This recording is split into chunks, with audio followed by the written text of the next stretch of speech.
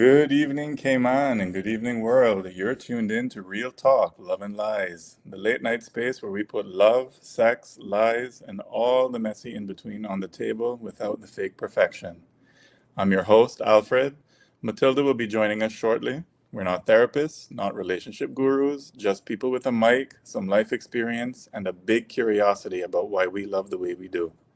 And as always, our real co hosts are you, the listeners. Your stories, your dilemmas, your voice notes. That's what shapes this show. If you're new here, this is where we talk honestly about relationships and betrayal, laugh so we don't cry, and ask the questions most people only whisper about in group chats. So get comfortable, plug in your headphones, or turn the volume down low if the kids are still awake. This is Real Talk, Love and Lies with Alfred and Matilda, and we're just getting started.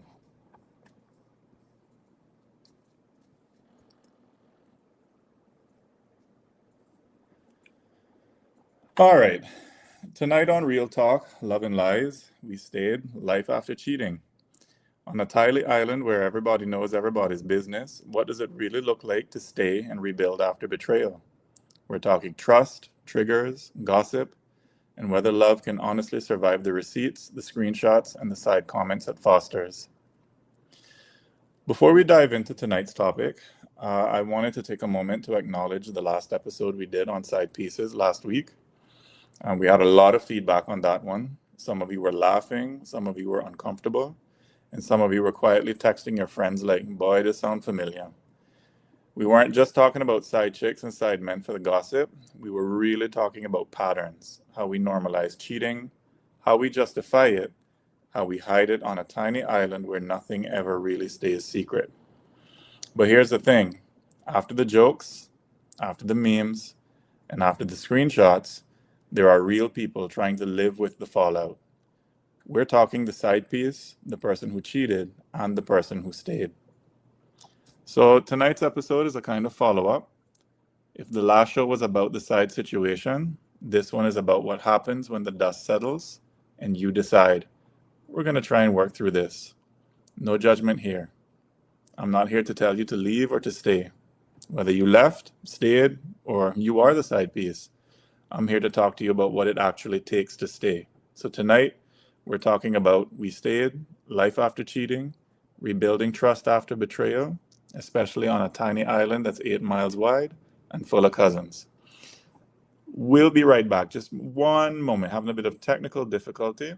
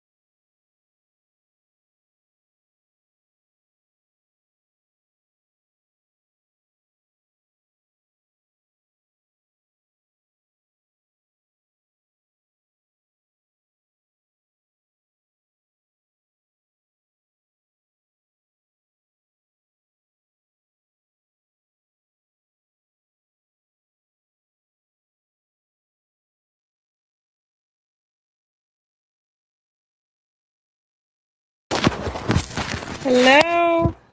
Good night. Hi.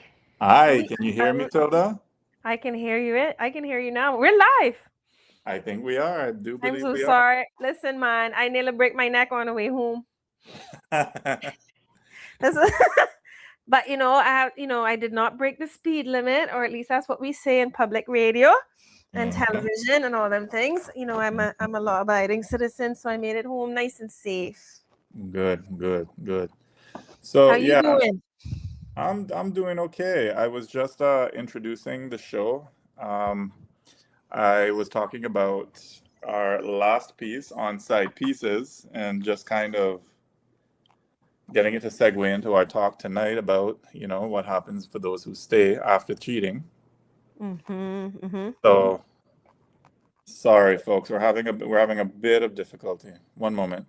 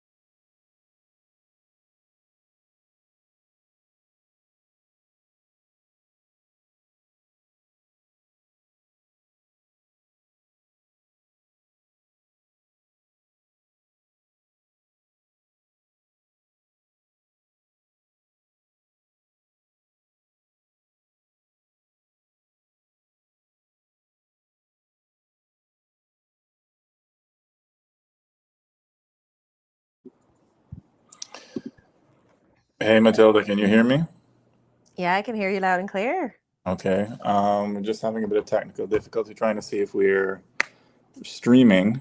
Um, Are we connected? Oh, okay. So we're checking to see if the comments are coming in and so on. yeah, we're trying to see that. Oh,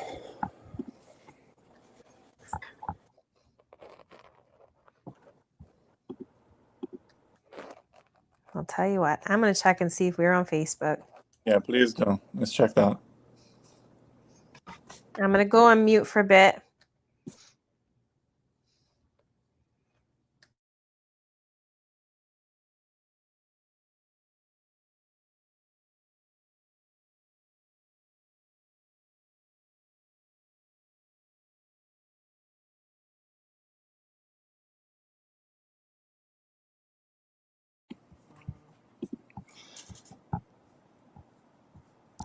All right. I'm understanding that we are live on Facebook. We are going through on Facebook. All right. Um, Okay, good. We're live and we can be heard. Thank you so much. We got some feedback coming in. Thank you. Thank you. All right. All right, So, folks. Side pieces. You're recapping what we did. I well, think we yeah, got into a little bit of trouble. yeah, we got into a little trouble. I was just saying that we got a lot of feedback from last week's show, right? And I was saying that after all of the jokes and after all the memes, there are real people trying to live with the fallout. So tonight's episode is going to be a follow up on that one where we're talking about those who choose to stay after cheating, right? So uh, first, before we move forward, uh, I'm sorry, folks, we're just having a bit of technical difficulty. Do bear with us. Uh, just a quick disclaimer, what we say here on Real Talk Love and Lies, we are not therapists or lawyers, and nothing on this show is professional advice.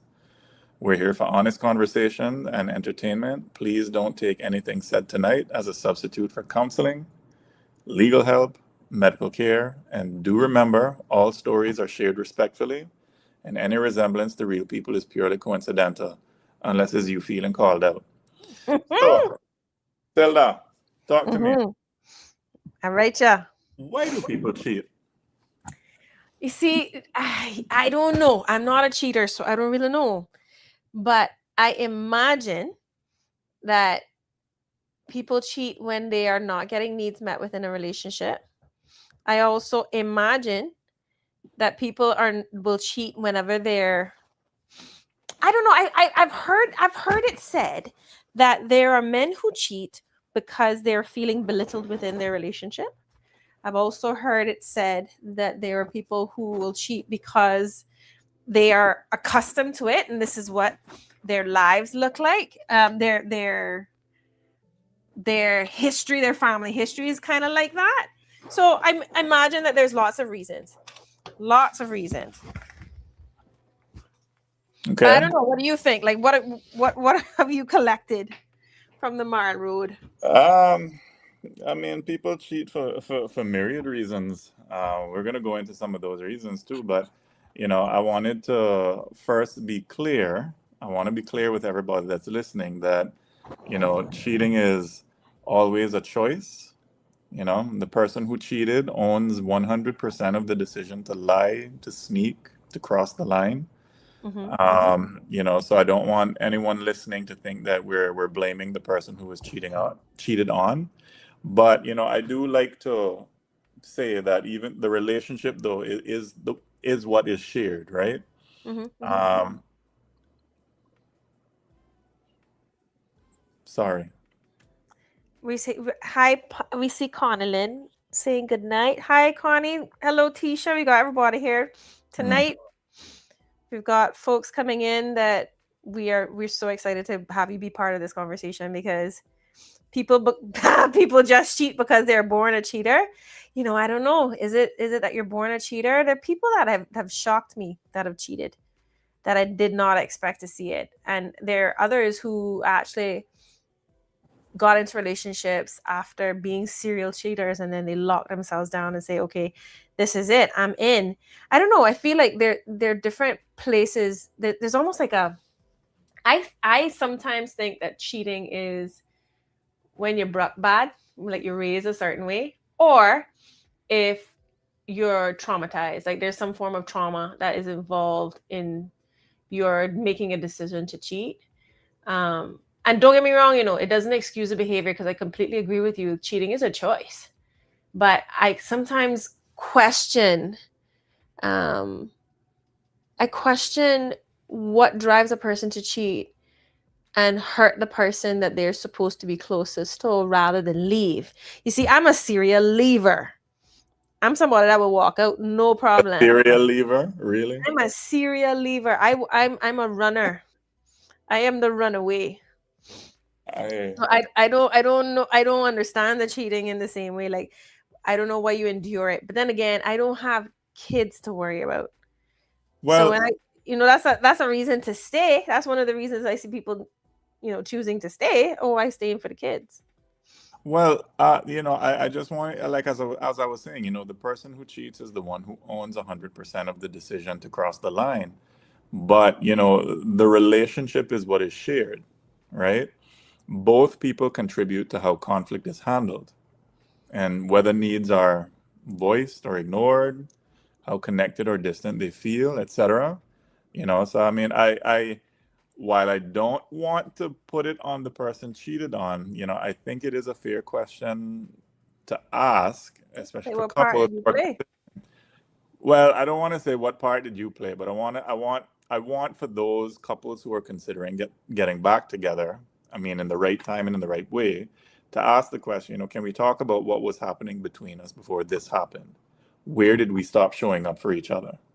You know? Mm-hmm, mm-hmm, mm-hmm. So, um, I wanted to start with some problems inside the relationship, and then we can talk about problems inside the individual, meaning the person who cheated, Mm-hmm, mm-hmm. as well as, just where there's the opportunity to cheat plus weak boundaries. So, you want to start with a problem inside the relationship, Tilda? Let's start with lack of sexual satisfaction, because I think that one there, everybody, when people talk about cheating, I think people tend to They like focus to on throw that one sex. out there, but that's almost never it, though, isn't it? Hmm? That's almost never the root of it. The absence of sexual satisfaction starts somewhere else. That generally starts with your dissatisfaction. So, okay, I say this having been in a place where, like, how do I say this without revealing too much, right? There are places like, okay, as a woman, I gonna come from a place as a woman, right?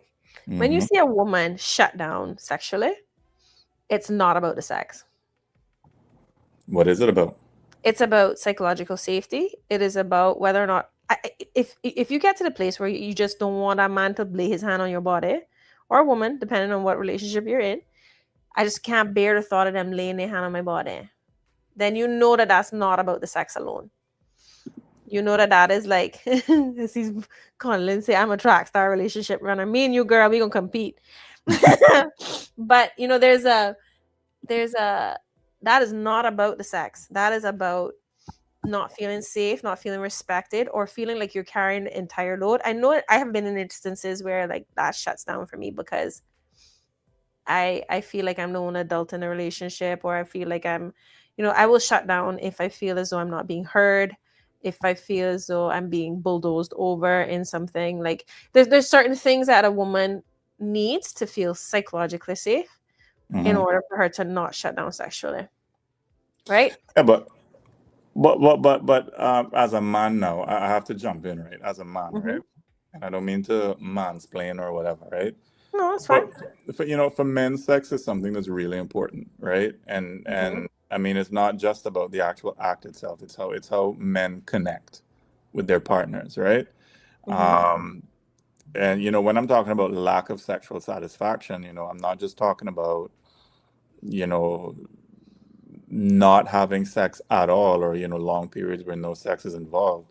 I mean, there Mm-hmm. could be a big mismatch in the sex drive. Wants it. The man wants it more than the other person does it, right? Yeah, yeah. Uh-huh. Maybe sex feels mechanical or Mm-hmm. boring or one-sided, or maybe there's some sort of kink or curiosity that isn't explored, or maybe they're openly shamed for it. And as a man, they might look for somebody else who's willing to explore that side of them, that curiosity of them that his partner might not want to do. What do you have to say about that? I think you're hitting a point that is important. Like who do you how do you have to feel in order to feel like you are available for sex, right? Mhm. Like how do you have to feel in order to feel available for sex? I feel like a man needs to feel respected, and a man needs to feel safe Mhm. psychologically. I feel like a man needs to not feel belittled in order to be open to, and this is just based on like discussions I've had about this in the past, but and then and I say that based on what has been said to me, because obviously I don't know how a man feels. But for a woman to feel ready for and available for sex, she needs to feel treasured, she needs to feel feminine. And if she's been her masculine, doing both male and female roles, or whatever however you set yourself up in your relationship, Mhm. and Mhm. she feels as though she's carrying all the weight, she's not gonna have anything left to give to sex, right? So there's, and I say that just because that's the most common. Yes, and Sharon Bikes, as a woman, we lose sexual attraction if we are disrespected. Absolutely. Absolutely. And but that also comes down to why people cheat, right? Mhm. I find, and we talked about this last time, right? Where when a woman cheats, she done, right? Whereas when a man cheats, he gonna come back and feel like he can come back, right? Like all of him can come back into the relationship potentially. Whereas Mhm. I feel like women that once we get to the point where we can step out, there's a piece of this that is already dead that cannot come back to life. That is not, there's no Lazarus to this. But there is also that revenge cheat, right? That we talked about last time, where, Mhm. oh, he disrespected me, so if he can do it, oh, all bets are off. Let me go do that now too. Well, Let me know how it feel, right? what about okay, so I'm hearing you, right?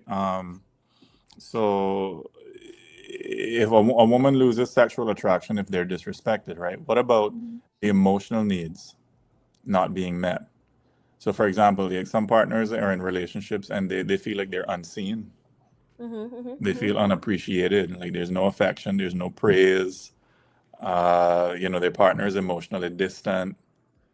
But I think there's actually something about that is unsafe. Like when you don't feel safe, and when it's not just about physical safety, it's Right. about feeling emotionally safe. And what does emotionally safe mean? It means that we are, but I would also like to break up a myth, right?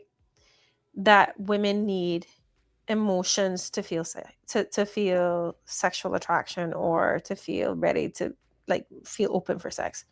um I think women can also have casual sex. Women can be very comfortable in situationships.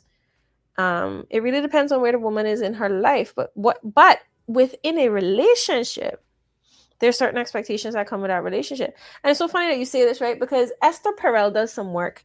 Esther Perel is like a world famous sex therapist I have a lot of respect for. she Yeah, I she know, does. I know. Huh? Yeah, and I'm familiar with her work. She wrote a book. What was it called? The Mating in Captivity. Mating in captivity. Yeah, yeah. And so she talks about the emotional need and intimacy being like, so you meet the need for intimacy with connection and emotional sharing and vulnerability. But those things are the things that work against your sex drive. So there needs to be some distance to close for there to be sexual attraction. So there's a huge balance that has to take place between relationships, between intimacy and sexual attraction. So sexual attraction can happen in an instant. That can happen in a club. That can happen in a bar where you just see somebody like, yeah, I could deal with that, right? Right, right. But it's not that doesn't translate to intimacy. You don't know that person. You might not even know their name. So to say that, emotional needs have to be met in order for a woman to be sexually attracted and sexually available isn't necessarily true. Well, The I was minimum is she needs to feel safe. well, I wasn't talking necessarily for, women. I was just saying in general because I know for men, right? I mean, a lot of for men, we're always told, I'll hear women say of their man, right? Oh, well, he doesn't open up. Oh, well, he doesn't tell me, how he's feeling. I can never tell what he's thinking. Babe, why don't you open up? Why don't you think? But then when he does and he makes himself vulnerable, he is pretty much shut down. Be a man. Nobody wants to hear that. And, for a lot of men, I mean, they express their emotional needs differently. But for a lot of men who go out and cheat, a lot of them have said that they feel unloved. Hmm. They don't feel like they're appreciated. They feel like their partner just shuts them down. There's no affection. The little things that he does around the house, there's no praise. There's a little kindness, and you know, um, maybe Yeah, he meets I can see somebody that. else. Maybe he meets somebody else who he that notices those little things. Oh, you're so helpful. You're so thoughtful. You're so this and you're so that, right? Because I'm talking now about the factors that create now the greater likelihood that cheating is going to take place. And we're talking about both men and women, right? I have a question for you. Well, before you go to your question, I actually don't want to. I want to simplify what you just said. I think that something that is said too little in relationships is thank you. uh, There is too little gratitude that is shared in relationships, and I think that's true for men, and I think that's true for women. right, The acknowledgement of what your partner is bringing to the table right. is the lack of that can lead to people feeling invisible, and then you want to hide your body, like your body then does not become you don't want it to be available. But I don't want to spend too much time on the why we cheat piece, because we covered a lot of that last week, and it was a lot of fun, and we talked about it and we laughed about it, to be Really, honest. But you think so? I don't think we did enough. But yeah, well, I I mean, just this could want be to a know. whole cheater show for the rest of your life if you keep Nah, going at it, but nah, nah, nah, nah, depending on nah. how deep you want to go. No, man, no, man. I hear what you're saying. I don't want to talk about one more reason why we cheat. I mean, we could sit here and talk all night, like you said, right? What do you think about the opportunity and weak boundaries? Because I don't think that there's any one reason why people cheat. I think it's a number of ducks that line up, and when they all line up, the greater likelihood. So if you have, for Okay. instance, that lack of emotional support, Hmm. right? And then the person who cheats, let's say within the cheater, right? They're dealing with things like low self-esteem, validation seeking. Maybe they have difficulty with self-control and impulsivity.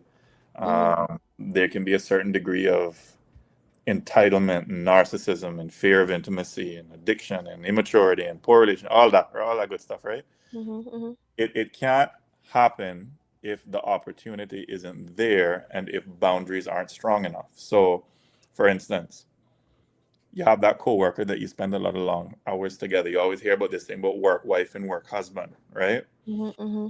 And all of a sudden now y'all are close and then y'all are talking about these things.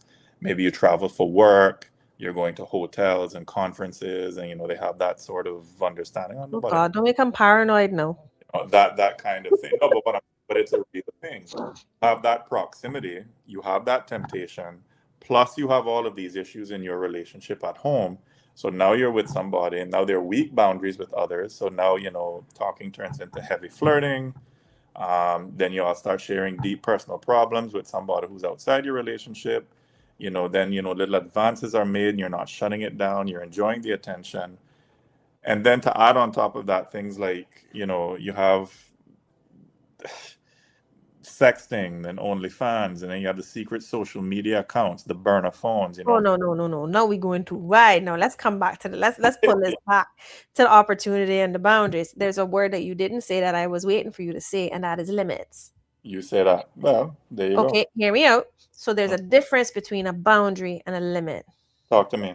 Educate us. A boundary is something that you set that you do not allow others to cross. Mm, So call out your outer limit. Your boundary is like your like the walls of your house, right? Your limits are the lines that you won't cross. So people have a difference between boundaries and limits. And where I get very, very annoyed is when a person does not own that they have no limits. Mm-hmm. So I will limit what I do. Opportunity or not, I feel like opportunity is something that you just, is an excuse. Opportunities is an excuse. If you have limits, you don't need to worry about opportunities. If you have limits and boundaries, you have no need to worry about opportunities, Mm-hmm. because the boundary piece takes care of the opportunity, right? So let me just break this down, right? You talk about the work wife situation. And it's so funny because I had a person that I used to call my work husband, but it was never inappropriate. And I used to call him my platonic work husband, and I use the word platonic in particular. But I introduced him to his wife, right? And it has never been uncomfortable. It has never been inappropriate. But I can see where that term would make other people uncomfortable, right? So maybe the term is not something that is necessarily healthy. But let's talk about relationships like that one that you described, where you work together and you develop a close friendship. I believe actually that relationships are stronger when each partner has friendships, because no Okay. one person can meet all of your needs. Relationships are I agree. stronger when each person has a full rich life and a sense of self and a support system that's around them. Right. But then those things only work well when you have boundaries as to what you will allow people to do and be around your relationship and around your body and around yourself. Mm. And then your limits as to what you will and will not do.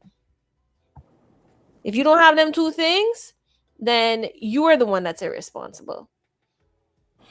So, question. I have a question for you, right? Mm-hmm. Because we're talking about people who choose to stay after cheating, right? Mm-hmm. But before we go to that part, because I know you were going to talk about the personal inadequacies, right? And we see Pat Hanlon has actually given us a comment here that says cheaters have personal inadequacies as well. Maybe, maybe, but I want to hear what you think of that. You mean the personal inadequacies? Mm-hmm. I think I touched on a few just now. I mean, you have, some people who are, in terms of in the cheater, you have low self-esteem. Mm-hmm. You have some cheaters who, they seek validation. They feel unattractive. They feel unwanted or insecure. And I think for them, cheating is used as a mirror to feel desirable and powerful. And Mm-hmm. then for a lot of them, they can get addicted to that high of being wanted. Mm-hmm. Um, you have some people who are, have difficulty with self-control, and some people who are just impulsive, right? They have that thrill-seeking personality, and these are the type of people that they act first and then they think later, Mm-hmm. right? I mean, there's some link from my research of, to ADHD traits and substance use, or Mm-hmm. general impulsivity, but that's a whole other topic. Um, Ooh, that you one know, hot. hey, Mhm. some people are just entitled and narcissistic. Yeah, They and have then the there's belief. also the one that you didn't mention, which is one I keep bringing up as well, which is a victim of abuse. And that can be emotional abuse as well as physical abuse. But Um, like childhood trauma, like attachment issue no, kind of no, thing. I mean even within the relationship. Really? Talk to me. Yeah. So, and I gave the example last time about this person who their husband used to talk, oh, my wife didn't come home last night, and only later after that person had left that relationship would you find out that actually she didn't come home last night because the night before he had thrown her downstairs. Mm. And that's a very obvious one. And so she found a safe place to be. That safe place ended up being somewhere where she ended up cheating, right? So there are that's one example, but that's an extreme example. There are less extreme examples.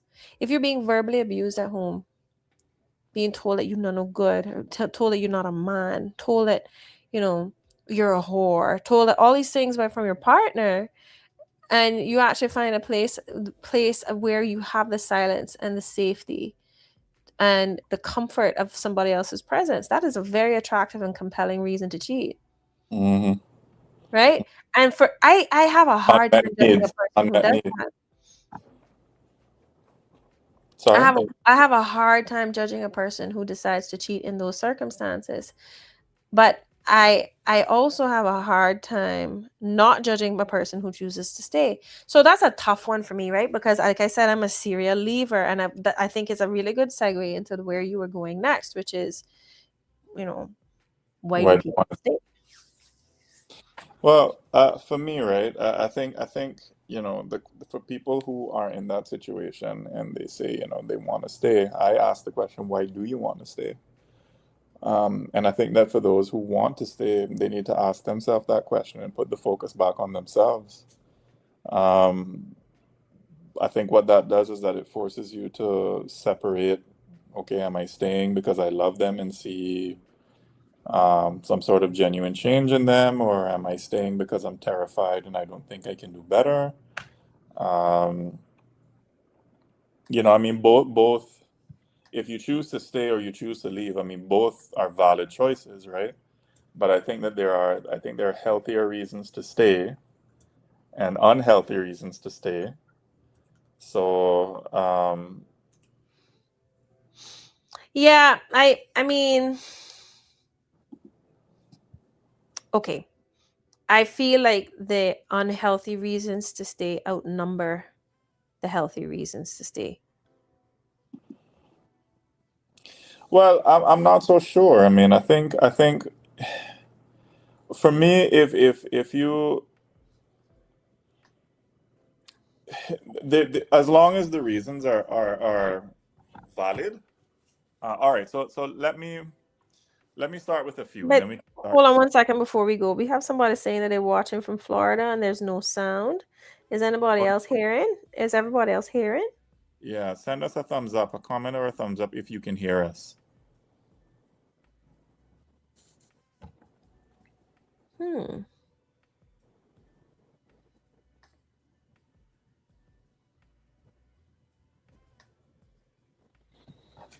That's what Yeah. happened when Auntie Sandy dips out, we get into trouble.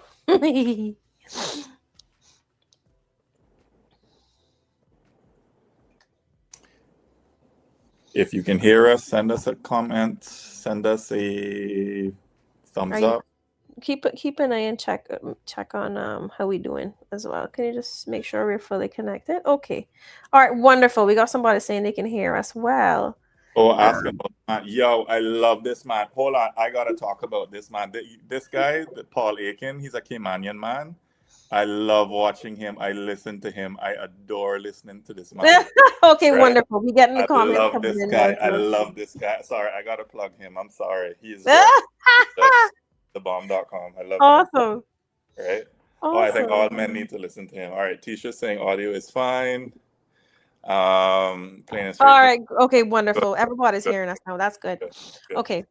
Mm. So we got a little distracted. We were talking about the reason. I said that there was All right, no, I more was more unhealthy reasons to stay than there are healthy ones. well, I I feel think I feel like there's only like a very, very, very narrow instance after infidelity where staying is healthy. well, for me, in my view, right? I mean, Hmm. after cheating, people tend to beat themselves up with the question, am I stupid for staying or am I cold for leaving, right? And here, for me, there are valid reasons to stay and try again, and there are valid reasons to leave and protect your peace. The real question is, are you making your choice from love and clarity, or are you making it from fear, shame, and pressure? So, if you'll allow me, right, I think if there's genuine love and a history worth fighting for, so you are remembering the times when the relationship was safe, it was loving, it was supportive. Um, you're not just addicted to chaos. You actually have a solid foundation before, Hmm. and you still see your partner as more than the person who cheated, quote unquote. I think those are only valid if they show remorse, a pattern of change, and consistency, right? I'm not talking about people who, like you mentioned in the last show, been with somebody for 6 months, there's a whole double life we're talking about. Maybe this was an indiscretion that happened for a very short period of time, or maybe it only happened once. And you've examined again, the cheater is responsible for his or her own behavior, but you've examined what part you played in creating the context to make it easier for the person to cheat. I mean, I think if the cheater shows that remorse, that can be a valid reason. You can remember the good times and the love and the history. If they own it fully, there's no blame, there's no excuses. They're willing to answer the hard questions, they're willing to go to therapy, they're willing to be transparent. Mm-hmm. You're seeing a difference in their actions. And when I say transparent, I'm talking, here's the No password to lock my phone, phone. here's Yep. my Mm-hmm. here are my whereabouts. Mm-hmm. I'm going to this, I'm going to be here at this event with this and this person. you Mm-hmm. know um I think that there are valid reasons. If you want to grow and heal, you want to honor that commitment. Your marriage vows are meaningful to you. um Here's a big one why people stay, and I think this is only people like to say they stay for the kids. Right now, if you believe I don't staying, believe in that. well, I think that's only valid if the kids are actually benefiting from stability and respect, and not Fair with enough. any sort of silent resentment or constant fights. Go. I agree with you on that. I actually don't believe in staying for the kids. I don't think the kids should be the primary reason. If the relationship is dead, the kids will suffer, and they will Right. suffer even if you fake it. And so they will learn how to fake rather than learn how to be happy. They will learn how to, but that's a whole other thing. I actually I like what you're saying about, like, the circumstances in which it would be appropriate to stay and the change behavior of the cheater. What I also need to hear, though, is the behavior of the person who's been cheated on. And that's Mm. the thing I'm not hearing from like from your list, which was pretty good. But the person who is being cheated on needs to be in a place where they can forgive. And that is a very, very, very big ask. And it is a big ask, especially if it's been a very long period of infidelity. And not only is it a big ask for the cheater to ask the other person, but the person themselves to ask of themselves. So I've seen this attempted by several people, and in particular women who have taken back a partner who has been unfaithful, and they find that they can't actually do it, and it's okay. I always say, listen, it's okay. I completely understand. There's a very, very slim margin of possibility, right?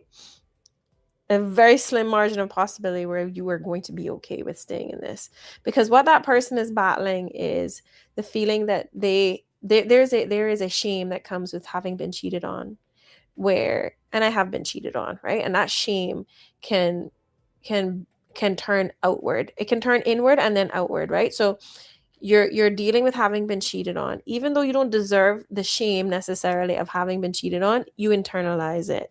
And then what happens is you will either punish that person or punish yourself for continuing to tolerate what is happening or for being with the person.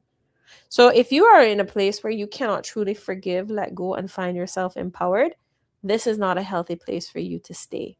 So it's not just about the cheater staying, it's about them staying with the cheater and whether they can cope with it.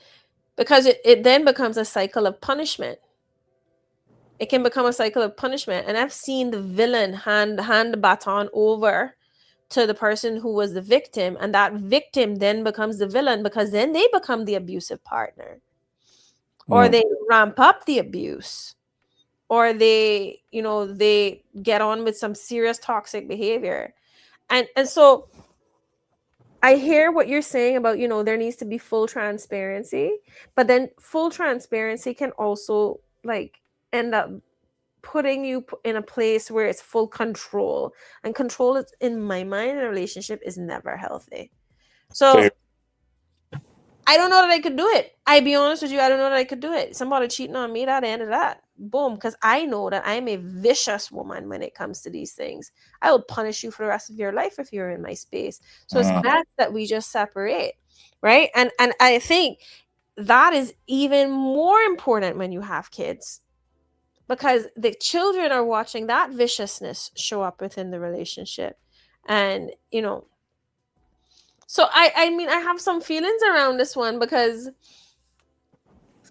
and I think it comes back to this, right? We're not victim blaming someone when you say that they may have a part to play in why their partner cheated. But it exists. It's a possibility that you have both been responsible for creating the relationship. Well, And you are going to carry it as shame anyway. So why not also look for responsibility and the things that you do have control over, the things that you can fix, the things that you can work on. And in my case, I'm not sticking around to work on it with you. I'm gonna work on it with somebody else. well, I mean, I hear what you're saying, and I mean I mean, that's true too. I mean, it's not just about the cheater wanting to get Mhm. back together. I mean, it's the cheated on doing what's also good for their own mental health, right? Yeah. And their physical health, because as you said, if it's a case of abuse, I mean, I Hmm. don't ever good to go back to a person who cheated on you and you're being abused, and that's whether it's physical, emotional, verbal, that sort of thing. Um, I am conscious of the time, and I kind of wanted Hmm. to get to some of the questions because we do have some questions that came in. Ooh. Yes, we have quite a few questions that came in, some little dilemmas. This is what Oh. Real Talk, Love, and Lies is all about. So I'm going to add it to the stage so everybody can read. I'm going to give you first dibs. We have quite a few, so if we can keep it brief. So our first comment came in tonight. It said, "My partner cheated last year. He was honest when I caught him, cut off the other woman, went to counseling, and he really has changed. I decided to stay. The problem is my family can't stand him now. Every Sunday lunch is a side-eye festival. They keep telling me I'm stupid for staying. I love my family, but I also still love him. Am I wrong for trying to make it work when everyone else has already canceled him?" What do you say? Mm, that none of their business. That's my first point. This is where boundaries and limits come in, Hmm. because now your family is encouraging you to take up the villain stick. If your Hmm. partner cheated and he was honest, he cut off the person, which is what you spoke to, which is change behavior, went to counseling, which is really, really like, listen, well done. I mean, I don't know who your partner is, etc., but I listen, man, I am so proud of people who choose to go to counseling and acknowledge, because that is not a counseling is not something that is culturally easy for many of us to walk into, especially our men. So the Hmm. fact that he went to counseling, big, big kudos. Okay. Excellent. That right there to me is like, okay, this is possible. You have clearly forgiven him. This is where your boundaries come in. This is where your boundaries around what you allow other people to do around your relationship come in. You Hmm. love your family, you still love him. Time to put people back in their place where they belong, if you're going to give this a shot. And it's not their business to be able to tell you what to do, because and it's hard, it's hard to love somebody and see them go through this, and you want to give them advice. Like, I have friends that I'm like, oh, for Christ's sake, just leave him, please. But that never works. It doesn't work. And not only does it not work, that person will not see it, because now you put something in their space that they're going to resist. They go spend more time resisting you and proving you wrong rather than paying attention to the things they need to see in their own relationship. This is my message to the families. Mind your business. Hmm. Yeah, I mean, I think a practical step to the person who sent in the question, thank you for the question, is have a calm conversation with your family. Maybe start off with one or two key people, not the whole committee, and you say Oh yeah. something to the effect of, "I hear that you're hurt and you're worried about me. I'm choosing to stay for now and see if this new behavior is real. I need your support, or at least your respect, even if you don't agree. And to the partner who cheated, they have to understand that rebuilding trust with you is step one. Rebuilding respect with the family now is step two, and that now is going to take time and consistency. Um, so I'd just say to the questioner, you're not wrong for trying as long as you're not abandoning yourself in the process. Mm-hmm, mm-hmm, So, all mm-hmm. right, have And one another. more piece before you get to that, though. One more piece is that that partner never has to go and rebuild with the family either. That's a bonus. That's a choice that you get to make. It depends on how important that is to you, Mm, because he only in a relationship with you. Anyway, go ahead. Sorry. All the best to that person, though, and all the best to you guys, because you sound like you're doing the work. So well done for doing the work. Hopefully it pays off. we have another one. Ooh, this one is good. Ooh. I can read it. Yeah, I cheated first in an emotional way. Lots of messages, flirting, one kiss. Months later, he found out, and then he had a full-on physical affair with someone else. Now we want to try again, but we both keep throwing it in each other's faces. Are we just toxic together? Is there any point in trying? I can give you the answer. You go first on this one.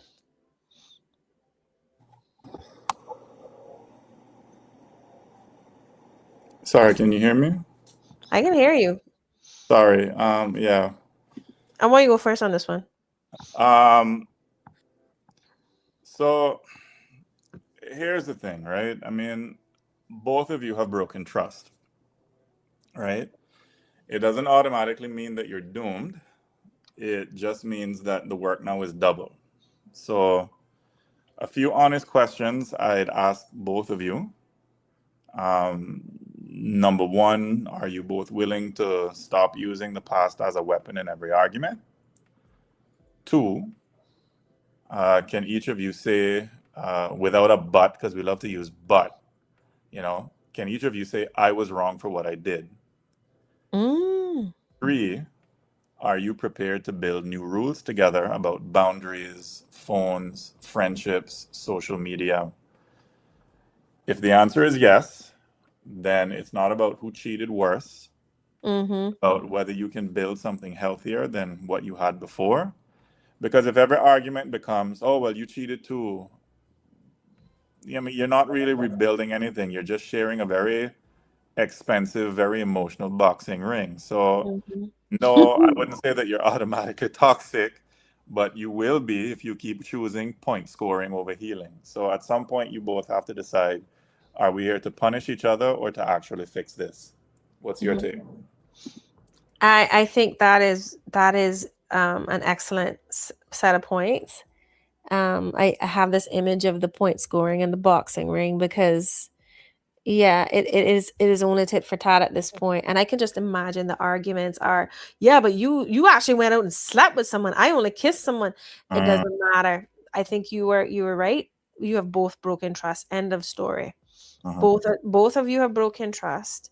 Now, one has more consequences to the other, perhaps, but that does not change. Like what the damage that has been done to the relationship has been done by both.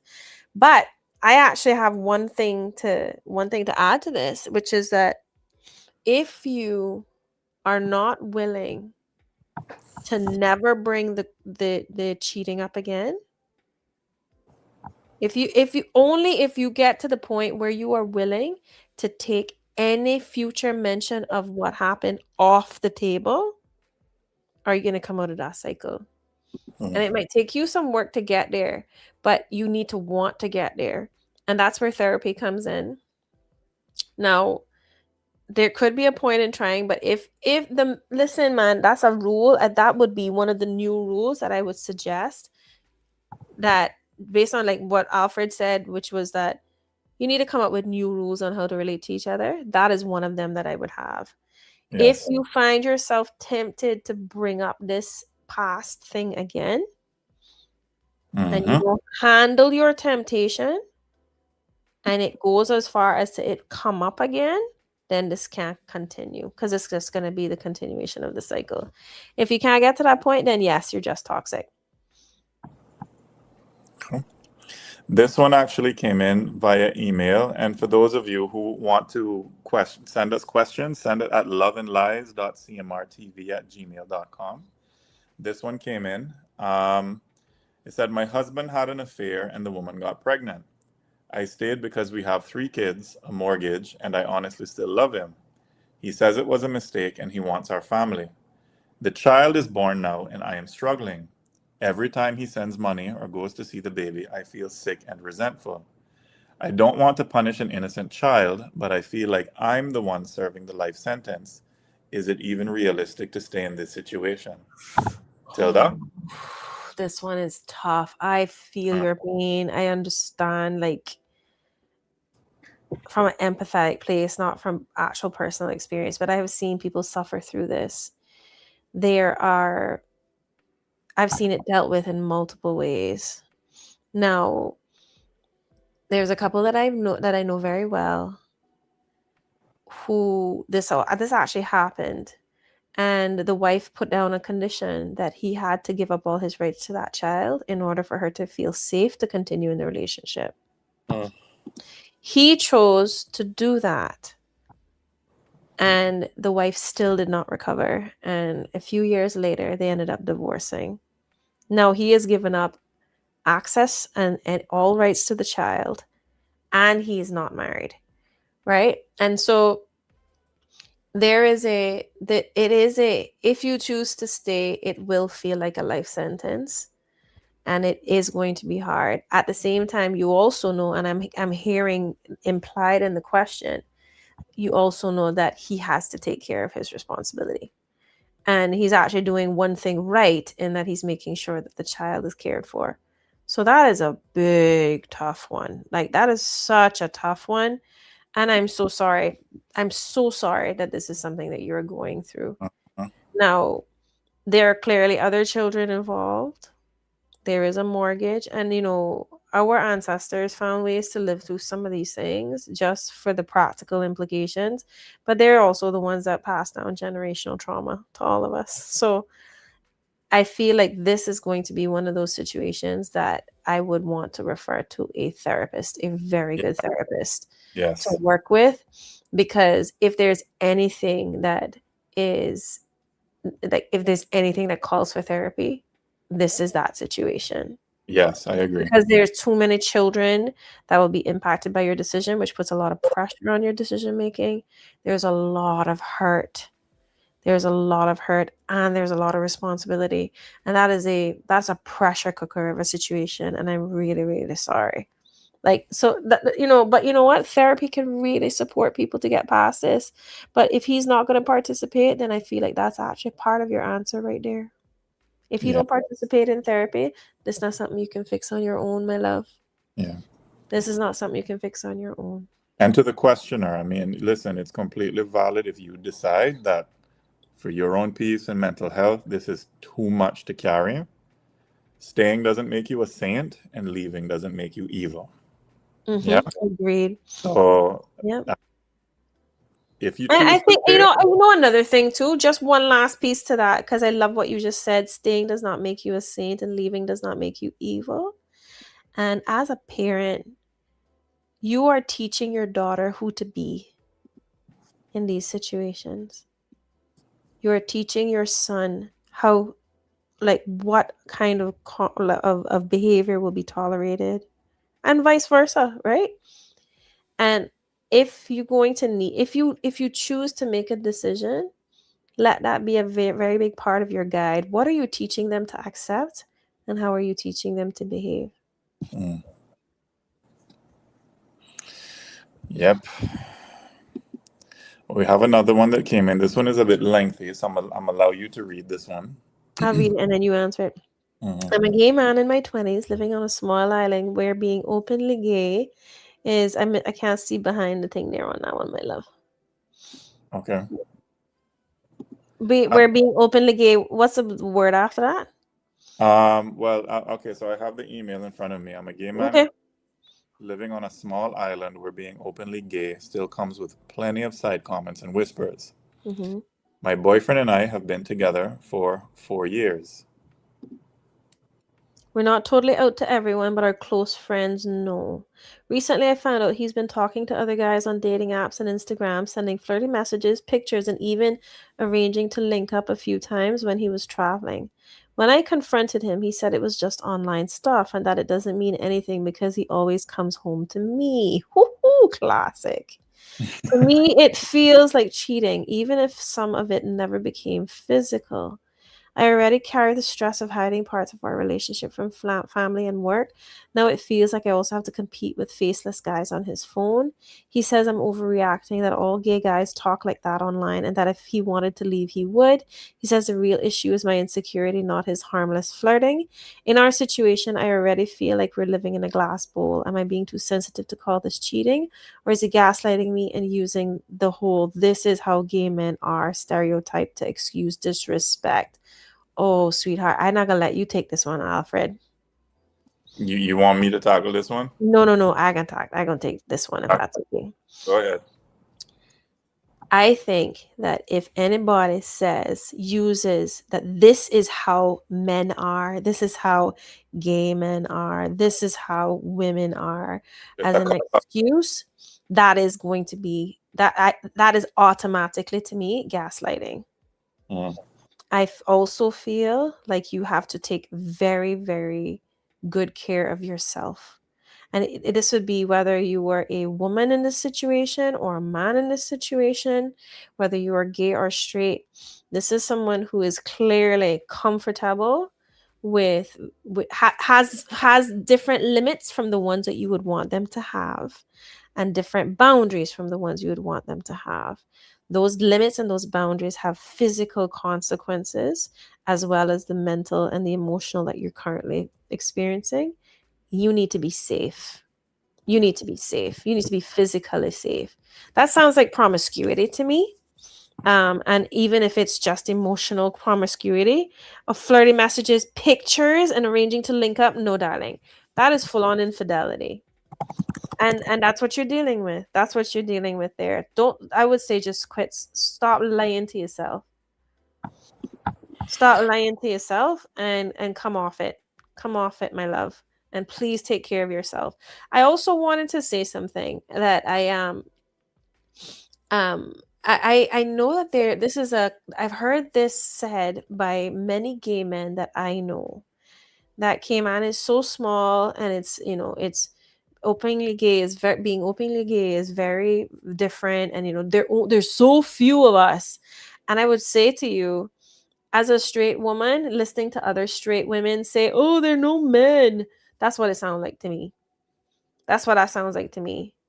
Like, there are so many people out there who can love you well, treat you with respect, care for you. um and it's, the world is only as small as you let yourself see it. So my invitation to you would be to wrap yourself in your dignity and your courage, and open yourself up to the possibility that there is going to be someone out there for you that's going to treat you with respect and with your boundaries and your limits. Yeah. Aliano says, no, sir. I go and sleep, CMR. Good night. Bless you. Listen, Thank you for coming. yeah, thank you for that. Listen, I just want to say to everybody, look, this show is an inclusive program. We're not discriminating against anybody here. Whoever wants to write in, whoever has, this is about real talk, love and lives. Love is for everybody. So just putting that out there. Um, Hmm. this show, You this, don't this, gotta like it, but nobody not asking you participate in it, so we good. exactly. That's But this all is, right. while we talk about this, we also kind of like the mind your business show. A mess. A mess. But yeah, I mean, if I could just say something to that last message, yeah, if you are, you can have a conversation with him, because to me it sounds like you want a monogamous, emotionally safe relationship. Hmm. And based on your question, it seems like he wants the benefits of a boyfriend and the ego boost of other men online. And right there, that's a clash of values. So if monogamy is you need to ask him, if monogamy is not what you want, then we need to be honest about that instead of you doing this whole open relationship behavior in a closed relationship, right? Let him know you feel disrespected, you feel unsafe when he carries on these conversations, right? Um, and watch how he responds. If he hears you and he takes it seriously and he's willing to delete the apps and set clear boundaries and rebuild trust, that's one story. If he doubles down or he mocks your feelings and he continues anyway, he's pretty much telling you, without saying it directly, that your emotional safety is not a priority. So, you know, You're you so have to gentle. say that again. Yeah, just at that point, You're being if the very answer is gentle no, about this because you're allowed to choose yourself. yeah, I think you're being very gentle about this because I think the honest truth is this is somebody who wants to be single. They want to enjoy the benefits of being in a relationship with you, but they actually want to live a single life. That's a single man behavior. This whole thing about gay men behave that would that would piss me off. Mm. Yeah. All right, I'm Last not gonna question. answer this one. You go ahead. I- I'll I'll read. Connie says exactly. I'll read this one. It says, "My wife cheated 3 years ago. We have 2 kids, and we decided to stay together for them. We don't fight much, but we're like roommates now. No affection, no intimacy. I'm still hurt, and the kids can feel the tension even if we don't say anything. Are we really helping them by staying like this?" I'll let you tackle this one briefly. I'm conscious of the time. We are past 11, and then I'm going to have our closing remarks for those who choose to stay. Maybe we can have a part 2 to this. You know what? I think if you're not fighting much and you're like roommates without affection and intimacy, you could still be helping your kids by staying together. I've seen parents co-parent well, even though their own relationship is ended. If you are very clear on your agreements, you know what? I mean, you can live two very separate single lives within that relationship and then within that marriage, not within the relationship, obviously, the relationship is dead. Still be married and allow your children to have the benefit of a two parent household if you can actually come to a place where you um are focusing truly on the well-being of the children and not on your relationship. If your relationship is dead, you both accept it and you get on with your lives. I don't see why you can't make it work. Like that. I think relationships are all about agreements, and your relationship doesn't have to look like anybody else's. Mm-hmm. It does not have to look like anybody else's. There's no rules as to how to do this except agreement and consent. And if you both are consenting to saying, listen, I don't want to touch you, you don't want to touch me, you go do your thing and I won't look, I go do my thing and you don't look, and we take care of these two babies like they're the center of our world and we are aligned on that, boy, make that work. If it can work, that's fine. Mm-hmm. Mm-hmm. Mm-hmm. You know? Well, actually, wait a minute. We got a message. Oh, yes, we can do a little overtime. Yay! So we can tackle the other questions that came in. How many you got? I got 2 more. I think we have Okay, go. Okay, two or three, good. 2 or 3 more. Wait there. Let's see. Which one are we gonna pick? Eeny, meeny, miny, mo. Shall we do this one? Ah, Ooh. you want to read this? I'm the one who cheated. My girlfriend decided to stay, and I'm really sorry. I really am sorry. I cut off the other person, gave her access to my phone, everything. hmm But now she checks my phone constantly, wants to know where I am all the time, and if I'm 10 minutes late, I get interrogated. I understand why she's like this, but I'm starting to feel like a prisoner. How do I respect her healing without losing myself? See, this All is what right. I'm talking about. All right. Um, can I tackle this one? Yes, All please. right. To the person who sent the question. Thanks again for it. Uh, First of all, I do appreciate that you're even asking that question because that already puts you ahead of a lot of people who cheat and then get defensive. Here's the Mhm. balance. When you broke her trust, you lost the right to quote unquote normal privacy for a season. And I want to emphasize that bit, for a season. Okay? She doesn't get to keep you in an emotional prison forever, because that's not a relationship either, right? You can say something to her like, I don't know, like, I understand why you don't trust me yet. You know, I'm willing to be transparent and I'm willing to be patient while you heal. Can we also talk about, you know, like how we slowly rebuild normal life again? So maybe we can set some short-term rules and review them together, you know, every so often, maybe every few months, every few weeks. I think for your situation, questioner, is the key word here is process. If she feels like you understand her fear, she's more likely to eventually loosen the grip, right? And because she is the one who was cheated on, I mean, you have to be patient with her, I feel, in my opinion.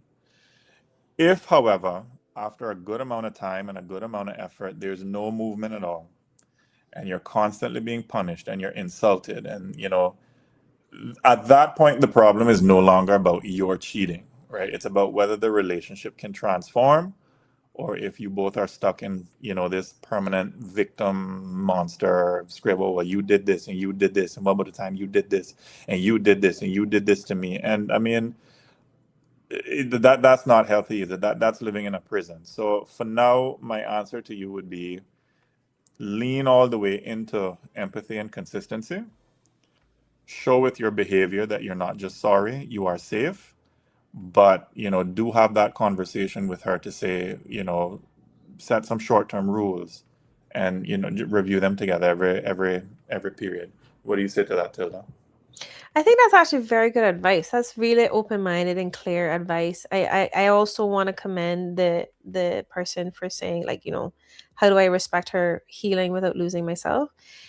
This is why I keep saying that it's hard to do this, and it is a very, very, very slim possibility of a relationship after infidelity being successful. Now, you are clearly doing the work, right? But this is exactly what I was talking about, where the person who cheated then hands over the villain baton to the person who now is responding to the cheating with control, Mm, right? And control, and that can actually spiral, because that control can drive that other person to feel so unsafe in their relationship that they cheat again. Or, oh well, I already been punished for the rest of my life anyway, I might as well just cheat again. I'm already being punished for it, right?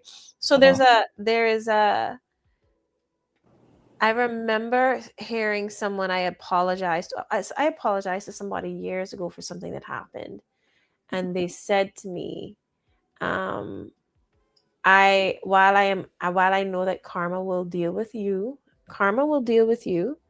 I also have to be mindful that in my response, karma will also deal with me. Mm-hmm. It was such a classy response. I was like, well, that she told me, right? And I feel like this is an action and then a reaction, but both of those things are actions, and they're both performed by actors within this, right? There are, when I say actors, I mean agents of you know people who are acting, not like performing, but action, right? So I have it that be mindful, keep an eye on it. If this becomes a new part of her personality as a result of the hurt, then this is now you're dealing with a person who has a control issue. Mm-hmm. But if what Alfred says is right, and this is, a season, and the season gives a sign of passing, then you have you have some hope to look forward to. That means that you can recover. I would also I would also This also tells me that not everything is on the table. Because if somebody's responding to this out of control, there's still things that are doubting in in that person's mind that they're clamping down on. So I Mm-hmm. have it that this is where therapy is really, really good. So in therapy, you're gonna have to lay everything out on the table. If you're gonna be really properly engaging in therapy, all of the things that are unsaid right now are gonna be able to be said in a controlled environment with a professional to guide you. And I highly recommend it. Highly recommend it, because that balance needs to be struck, or you're going to be driven crazy, or you're going to be continue to be punished. And I've seen this turn really, really, really ugly in relationships in the past with other people. So just be mindful that you're not you are not the only person responsible for how this goes going forward, even though you are the person responsible to clean up the part that you played in breaking it. Connie says, is it love or infatuation? What do you say? In this particular instance, is what love or infatuation? Tell me. Oh, I'm assuming she's talking about the situation. The girlfriend decided to stay. Or Connie, were you talking in general, like people who choose to stay after cheating? Is it love or infatuation? Oh, that no, that would make sense to me. Like, was the cheating based on love, or was it based on infatuation? Well, I guess the show is about those who choose to stay after infidelity, so or cheating. So I mean, I'm assuming, Connie can clarify whether she's talking about those who choose to stay. Oh, she clarified. She says this situation. So this situation Mm-hmm. not up here. Mm-hmm. Mm-hmm. Is love or infatuation? Yeah. What do you say? I don't know. I mean, the only they can really say. All right. Well, Connie, why don't you tell us what you think it is, whether it's love or infatuation? What can you think you can tackle one more scenario and then we do closing remarks? Yeah. Okay. All right. It says my boyfriend cheated 3 times. I've forgiven him more times than I want to admit. I don't trust him at all now. The problem is I live in his apartment, he helps with my bills, and I don't really have savings. I feel stuck. I want to leave, but I'm scared I can't make it on my own. What do I do?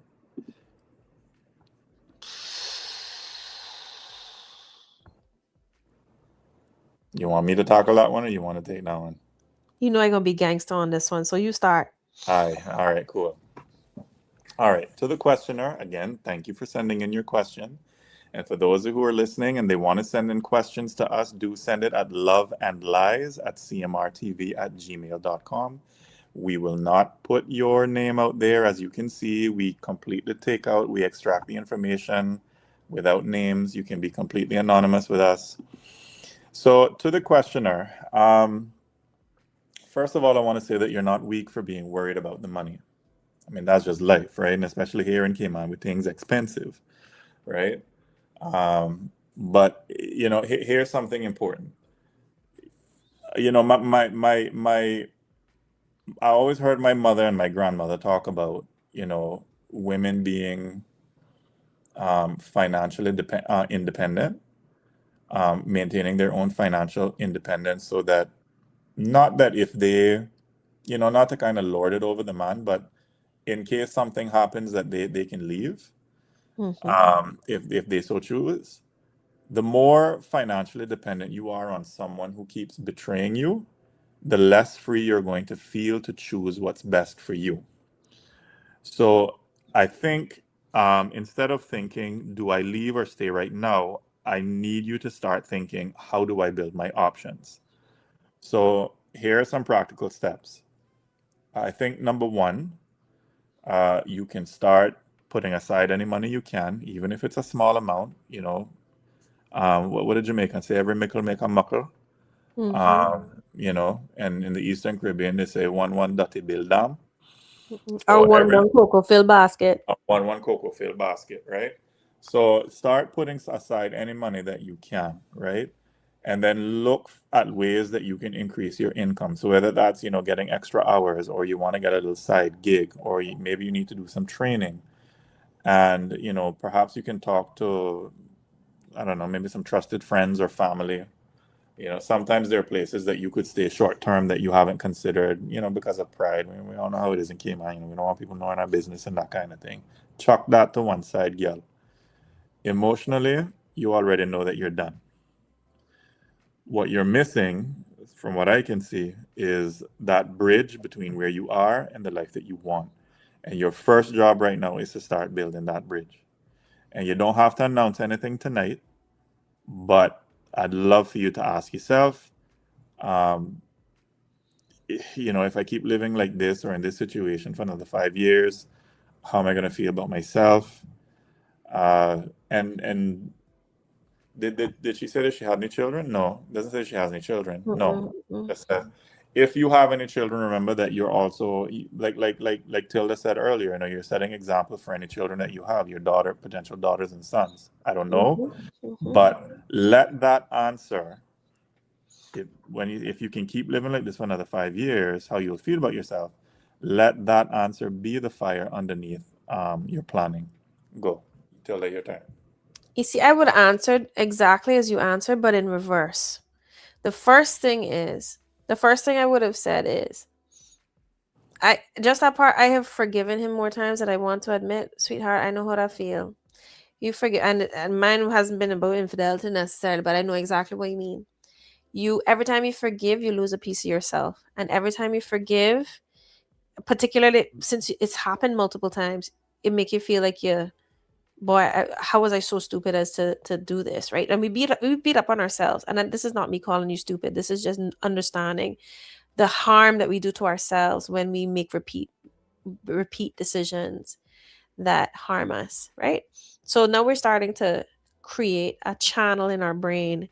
We're hardwiring in our brain that this is something, this is a part of who we are, and this is what we do because that's what repetition does. Repetition wires these things into our personality. So my priority would be in this case to get out. Now, does that mean that you're already relying on someone who is unreliable to you? Mm, Who is unreliable to protect you, because this whole sleeping around business is not safe to your body. Condoms only go so far, and you know there are a lot of men that don't like them.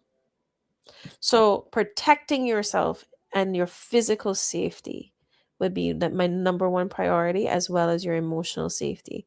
So you're already relying on somebody who's unreliable. I'm sure you have friends. I'm sure you have coworkers. I'm sure you have family members. And it is time to gather your support system around you and dip. Then you move into the place where you are making the steps, the long-term steps to make sure you don't find yourself in this position again. So mhm, getting yourself out of, and don't make no mistake, this is dangerous. This is dangerous. STDs are a dangerous thing. They're still killing people. yeah, Okay? bye. This is a dangerous thing. And that not even including the other women or other men or whoever it is that he's involved in that could become a danger to you, because you never really know who he mixing up with, right? Mhm, This is a dangerous situation. You get yourself out of danger first, then you make the long-term moves that you need to make, which is when you start to build yourself, make sure that you are financially finding a way to support yourself, making sure that but the first thing is to get immediately out. You're already dependent, depend on somebody more reliable. mhm, Depend on somebody more reliable to take you out of a dangerous situation. mhm, I mean, in my instant, if this was me, I'd be calling up my brother and say, "Where's can I just crash on your sofa for a bit or your spare room?" I'd be calling my mother and say, "Can I take my room back for a couple months?" Right? Like until I find a plan. But in the interim, get yourself out of the danger. mhm. Yep. Well, I think that's gonna be it for our questions for that. I kind of feel like what Connie suggested. We're gonna Two, need a two, part four. two and Yeah. a three and a four. And we're just Mm-mm. gonna turn it into people calling. But listen, we're here for it. Send us your dilemmas. Send us your. We're gonna try our best to just talk about it, advise you as best we can. Again, we're not therapists.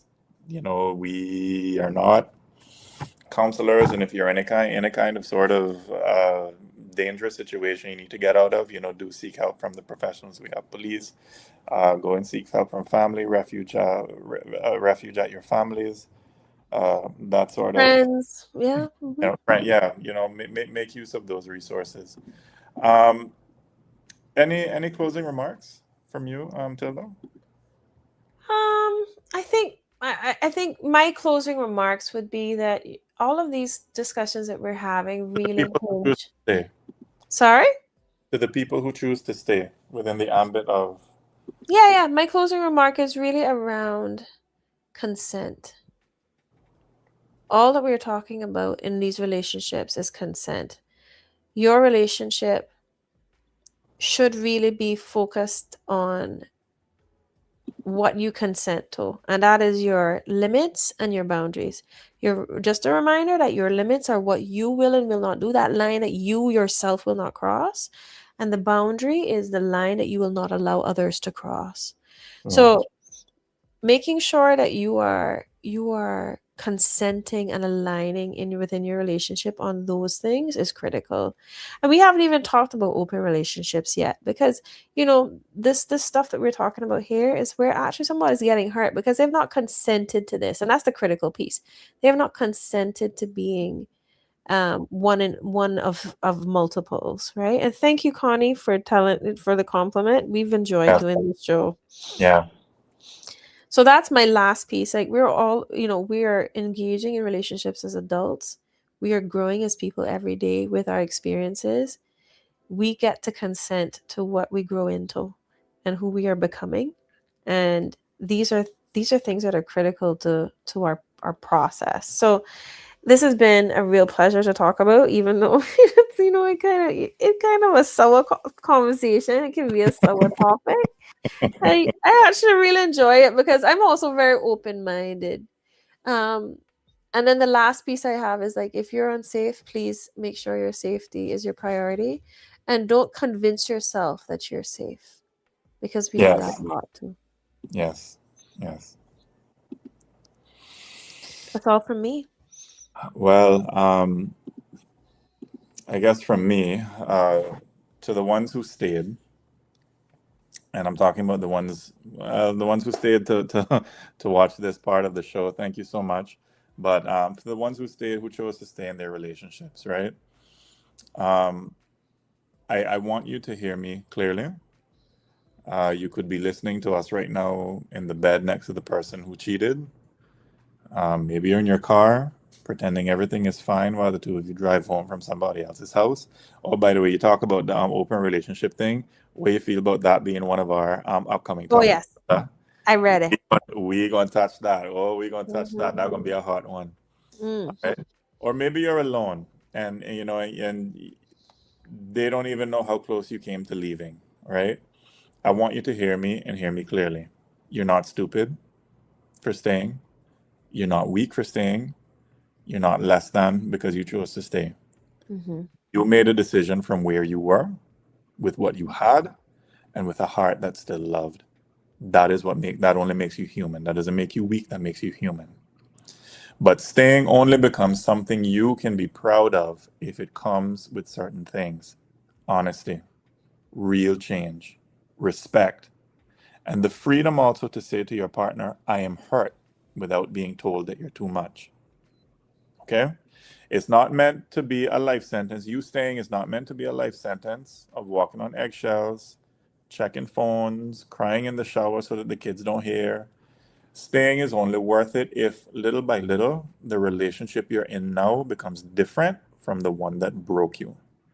On a tiny island such as this, you might feel like everybody got an opinion. Oh, I would have left. No, that couldn't have been me, boy. Boy, she's soft. Mm-hmm. Boy, he's soft. Or they could, Mm-hmm.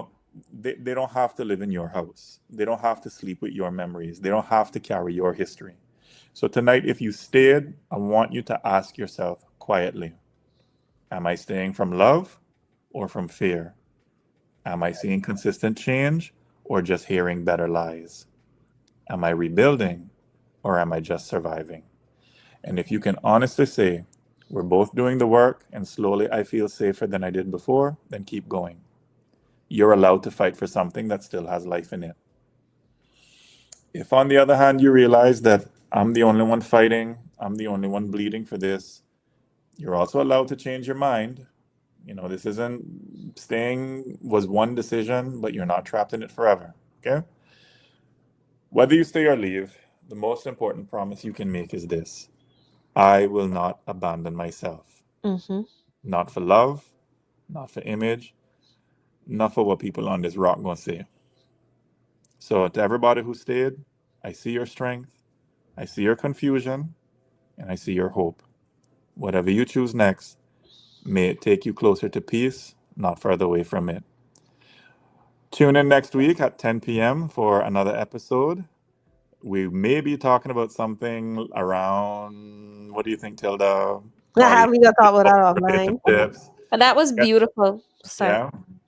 Oh, thank you. So this is Real Talk, Love and Lies. I'm your host, Alfred. And this is Tilda. Take care of your You heart. have yourselves a wonderful weekend.